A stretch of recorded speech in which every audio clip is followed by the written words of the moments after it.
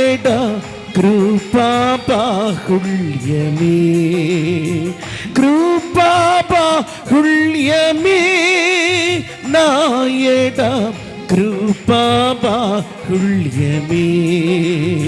ప్రభువా నీలో జీవించుట. అవును ప్రభా, నీవు దేవుడుగా దొరకటమే నా జీవిత ధన్యత. నీతో యుగ యుగాలు నేను సాగిపోవాలయ్యా. నన్ను సంధించు, నాకు సహాయం చేయి నాయనా.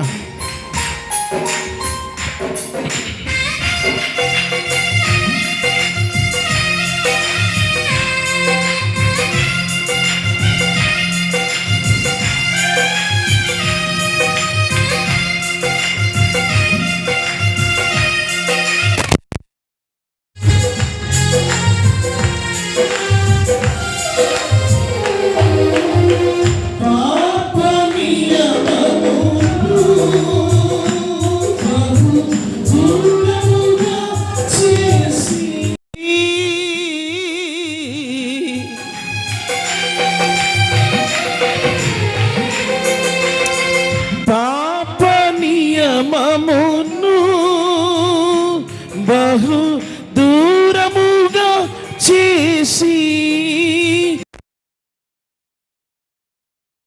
పరిపూర్ణమై పావనాత్మతో పరిపూర్ణమై పాద పద్మము హత్తుకొనేదను, పాద పద్మము హత్తుకొనేదను. ప్రభువా నీలో జీవించుట, ప్రభువా నీలో జీవించుట. కృపా బాహుళ్యమే నా ఎడ కృపా బాహుళ్యమే, కృపా బాహుళ్యమే నా ఎడ కృపా బాహుళ్యమే.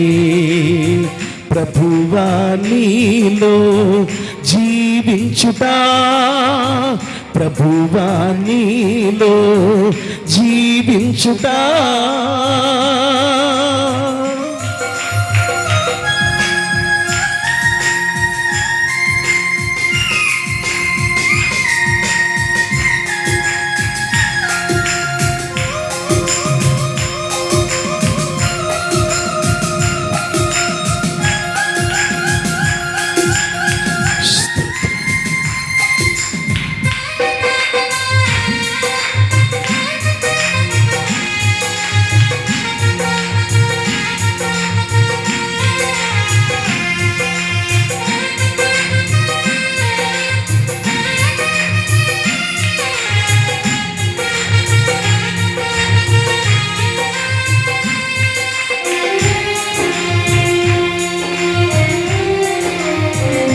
సర్వోన్నతమైన కృపతో నడిపించయ్యా.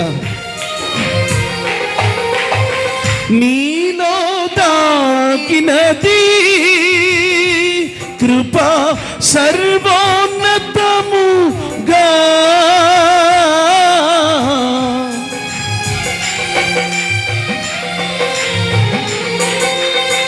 నీలో దాగినది కృప సర్వోన్నతముగా. నీలో నిలచి కృపలను భవించి, నీలో నిలచి కృపలను భవించి, నీతోనే యుగ యుగములు నిలిచేదా, నీతోనే యుగ యుగములు నిలిచేదా. ప్రభువా నీలో జీవించుట, ప్రభువా నీలో జీవించుట. కృపా బాహుళ్యమే నా ఎడ కృపా బాహుళ్యమే, కృపా బాహుళ్యమే నాయడ కృపా బాహుళ్యమే ప్రభువా నీలో జీవించుట ప్రభువా నీలో జీవించుట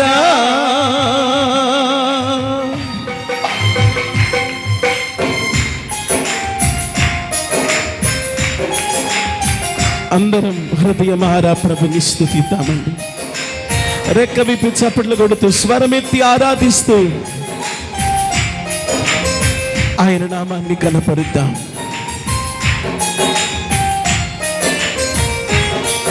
ఆ నూతన శాలేముకై మనల్ని మనం సిద్ధపరచుకుందాం.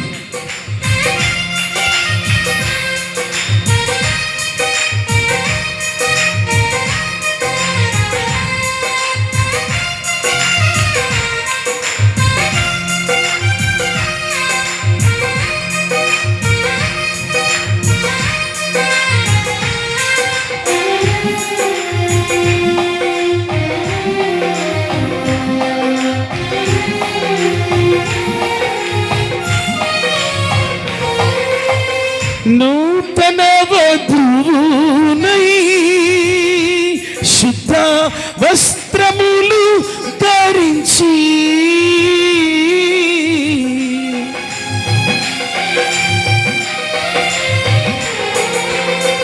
నూతన వధువునై శుద్ధ వస్త్రములు ధరించి నూతనమైన శుభాకాంక్షలతో నూతనమైన శుభాకాంక్షలతో నూతన శాలేమై సిద్ధమౌదు నీకై నూతన శాలేమై సిద్ధమౌదు నీకై ప్రభువా నీలో జీవించుట ప్రభువా నీలో జీవించుట కృపా బాహుళ్యమే నాయడ కృపా బాహుళ్యమే కృపా బాహుళ్యమే నాయడ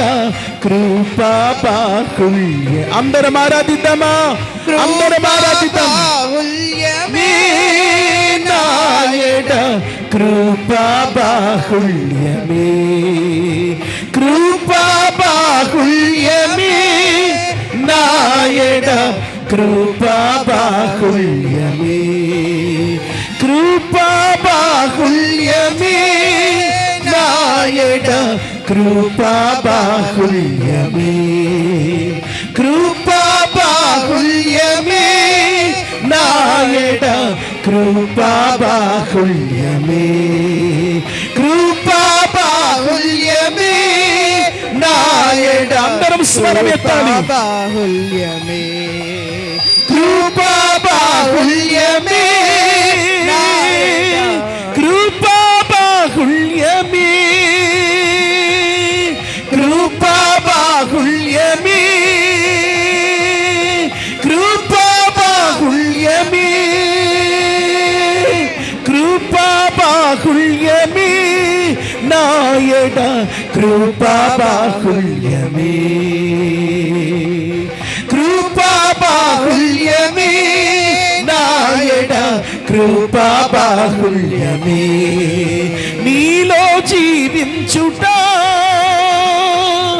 నా జీవిత ధన్యత నీలో జీవించుట నా జీవిత ధన్యత నా జీవిత ధన్యత నీలో జీవించుట